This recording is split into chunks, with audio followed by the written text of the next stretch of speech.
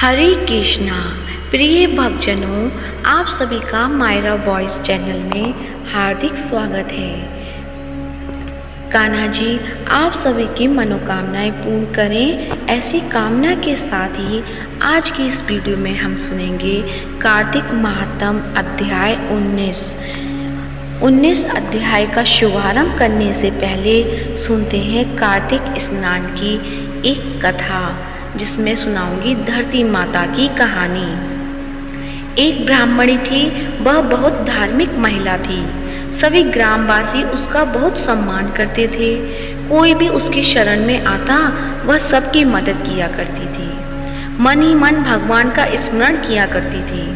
भगवान की सेवा, पूजा व जरूरतमंदों की सेवा ही उसका परम धर्म था। एक दिन ब्राह्मणी मरकर भगवान के घर गई। वहाँ जाकर बोली, मुझे बैकुंठ का रास्ता बता दो। स्वर्ग से एक दूत आया और बोला, ब्राह्मणी आपको क्या चाहिए? वो बोली, मुझे बैकुंठ का रास्ता बता दो। आगे आगे दूत और पीछे ब्राह्मणी मंदिर तक गए।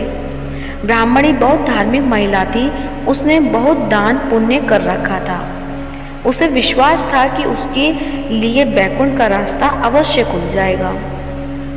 ब्राह्मणी ने वहां जाकर देखा, वहां बड़ा सा मंदिर, सोने का सिंहासन, हीरे मोती से जड़ित छतरी थी। चित्रगुप्त जी न्याय सभा में बैठे साक्षात इंद्र के समान शोभा पा रहे थे और न्याय नीति से अपना राज्य संभाल रहे थे। यमराज जी सबको कर्मानुसार दंड दे रहे थे। ब्राह्मणी ने जाकर प्रणाम किया और बोली, मुझे बैकुंठ जाना है। चित्रगुप्त ने लेखा सुनाया और कहा कि ब्राह्मणी तुमने सब धर्म किए, परंतु धरती माता की कहानी नहीं सुनी, इसलिए तुम्हारे सिर पर धरती माता का कर्ज है। बैकुंठ में कैसे जाएगी? ब्राह्मणी बोली, धरती माता की कहानी के क्या नियम हैं? चित्रगुप्त जी बोले, कोई एक सवाल, कोई 6 महीने, कोई 7 दिन ही सुने, पर धरती माता की कहानी अवश्य सुने, फिर उसका उद्यापन कर दे। धरती माता की कहानी सुनने से जाने अनजाने किए गए पाप कर्मों को धरती माता हर लेती है और स्वर्ग लोक में धर्म को ही स्थान प्राप्त होता है। यहाँ पाप के लिए कोई जगह नहीं है। धरती माता की कहानी पीपल के पेड़ के नीचे बैठकर सुननी चाहिए। यह बात सुनकर ब्राह्मणी ने प्रार्थना की कि मुझे 7 दिन वापस पृथ्वी लोक पर जाने दो, मैं कहानी सुनकर वापस आऊंगी। चित्रगुप्त जी ने उसका लेखा जोखा देखकर 7 दिन के लिए पृथ्वी पर भेज दिया। ब्राह्मणी जीवित ही गई। ब्राह्मणी ने अपने परिवार वालों से कहा कि मैं 7 दिन के लिए धरती माता की कहानी सुनने के लिए वापस आई हूँ। इस कथा को सुनने से बड़ा पुण्य मिलता है। उसने पीपल के पेड़ के नीचे बैठकर परिवार के साथ 7 दिन तक धरती माता की कथा सुनी। 7 दिन पूरे होने पर वापस धर्मराज जी का बुलावा आया और ब्राह्मणी को बैकुंठ में श्री हरि के चरणों में स्थान प्राप्त हुआ। जो कोई भी प्राणी धरती माता की कहानी सुनता है, मृत्यु के साथ सभी पाप कर्म धरती माता हर लेती है। वह प्राणी को बैकुंठ में स्थान प्राप्त होता है। धरती माता की जय हो, धरती माता की सदा ही जय हो। तो प्रेम से बोलिए, धरती माता की जय हो।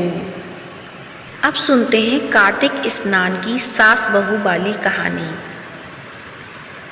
2 सास बहुएं थी। कार्तिक मास आया और सास बोली, मैं कार्तिक स्नान के लिए तीर्थ जाना चाहती हूँ। बहू बोली, मैं भी चलूँगी। सास बोली, तू अभी छोटी है, अभी मुझे जाने दे। सासू तीर्थ गई तो बहू कुम्हार के से 33 कुंडे ले आई।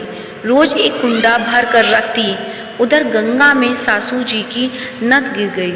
बहू कुंडे में नहाती हुई बोली, सासू नहावे कुंडे में, मैं नहाऊं कुंडे। इतने में गंगा की धारा कुंडे में आ गई। साथ में सासू जी की नथ भी आ गई। बहू ने नथ पहचान ली और अपनी नाक में पहन ली। महीना पूरा हुआ, सासू जी आई। बहू सामान लेने लगी तो सास नथ देख बोली, तू यह कहाँ से लाई? तो बहू बोली, यह तो मेरे कुंडे में गंगा की धारा के साथ आ गई। अब सास बोली, मुझे ब्राह्मण भोज करना है। बहू बोली, सासू जी 2 ब्राह्मण मैंने भी जिमा दो, मैंने भी कार्तिक स्नान किया है। तूने कहाँ कार्तिक स्नान किया? तो बहू बोली, ऊपर चलो आपको बताती हूँ। ऊपर गए तो देखा सारे कुंडे सोने के हो गए। बहू बोली, मैं रोज कुंडा भरकर रखती और सुबह जल्दी उठकर नहाती और उल्टा करके रख देती। तब सासू जी बोली, बहू तू तो बहुत भाग्यवान जो साक्षात गंगा जी तेरे पास आई। तूने श्रद्धा और विश्वास से कार्तिक स्नान किया तो भगवान ने तुझे फल दिया। दोनों सास बहू ने धूमधाम से ब्राह्मण जिमाकर दक्षिणा देकर विदा किया। भगवान जैसा सास बहू को दिया वैसा सबको देना, इस कहानी को कहते और सुनते ओंकार बढ़ते हुए सबकी मनोकामनाओं को पूर्ण करना। तो बोलिए कार्तिक महाराज की जय हो। अब सुनते हैं कार्तिक महात्म अध्याय 19। विष्णु मम हृदय में प्रेरणा करने वाले नाथ, लिखो महात्मा कार्तिक राखो सिर पर हाथ। राजा पृथु ने पूछा, हे नारद जी, अब आप यह कहिए कि भगवान विष्णु ने वहाँ जाकर क्या किया तथा जलंधर की पत्नी का पतिव्रत किस प्रकार भ्रष्ट हुआ। नारद जी बोले, जलंधर के नगर में जाकर विष्णु जी ने उसकी पतिव्रता स्त्री वृंदा का पतिव्रत भंग करने का विचार किया। वे उसके नगर के उद्यान में जाकर ठहर गए और रात में उसको स्वप्न दिया। वह भगवान विष्णु की माया और विचित्र कार्य पद्धति थी और उसकी माया द्वारा जब वृंदा ने रात में वह स्वप्न देखा कि उसका पति नग्न होकर सिर पर तेल लगाए महिष पर चढ़ा है, वह काले रंग के फूलों की माला पहने हुए है तथा उसके चारों हिंसक जीव हैं, वह सिर मुड़ाए हुए अंधकार में दक्षिण दिशा की ओर जा रहा है। उसने नगर को अपने साथ समुद्र में डूबा हुआ इत्यादि बहुत से स्वप्न देखे। तत्काल ही वह स्वप्न का विचार करने लगी। इतने में उसने सूर्यदेव को उदय होते हुए देखा तो सूर्य में उसे एक छिद्र दिखाई दिया। वह कांतिहीन था। इसे अपने अनिष्ट जाना और वह भयभीत हो रोती हुई छज्जे अटारी तथा भूमि कहीं भी शांति को प्राप्त न हुई। फिर अपनी 2 सखियों के साथ ऊपर में चली गई और वहाँ से उसे शांति नहीं मिली। फिर वह जंगल में निकल गई। वहाँ उसने सिंह के समान 2 भयंकर राक्षसों को देखा जिससे वह भयभीत हो भागने लगी। उसी क्षण उसके समक्ष अपने शिष्यों सहित शांत मौनी तपस्या वहाँ आ गए। भयभीत वृंदा उसके गले में अपना हाथ डालकर उससे रक्षा की याचना करने लगी। मुनि ने अपनी एक ही ओंकार से उन राक्षसों को भगा दिया। वृंदा को आश्चर्य हुआ तथा भय से मुक्त हो मुनिनाथ को हाथ जोड़कर प्रणाम करने लगी। फिर उसने मुनि से अपने पति के संबंध में उसकी कुशल क्षेम का प्रश्न किया। उसी समय 2 बानर मुनि के साक्षात समक्ष आकर हाथ जोड़कर खड़े हो गए और ज्यों ही मुनि ने भ्रकुटी संकेत किया त्यों ही वे उड़कर आकाश मार्ग में चले गए। फिर जलंधर का सिर और धड़ लिए मुनि के आगे आ गए। तब अपने पति को मृत हुआ जान वृंदा मूर्छित हो गई और पृथ्वी पर गिर पड़ी और अपने अनेक प्रकार के दारुण विलाप करने लगी। पश्चात उस मुनि ने कहा, हे कृपानिधे, आप मेरे इस पति को जीवित कर दीजिए। पतिव्रता दैत्य पत्नी ऐसा कहकर दुखी श्वासों को छोड़कर मुनीश्वर के चरणों पर गिर पड़ी। तब मुनीश्वर ने कहा, यह शिवजी द्वारा युद्ध में मारा गया है, जीवित नहीं हो सकता, क्योंकि जिसे भगवान शिव मार देते हैं वह कभी जीवित नहीं हो सकता। परंतु शरणागत की रक्षा करना सनातन धर्म है, इसी कारण कृपा सार में इसे जिलाए देता हूँ। नारद जी ने आगे कहा कि वह मुनि साक्षात विष्णु ही थे जिन्होंने सब माया फैला रखी थी। वह वृंदा के पति को जीवित कर अंतर्ध्यान हो गए। जलंधर ने उठकर वृंदा को आलिंगन किया और मुख चूमा।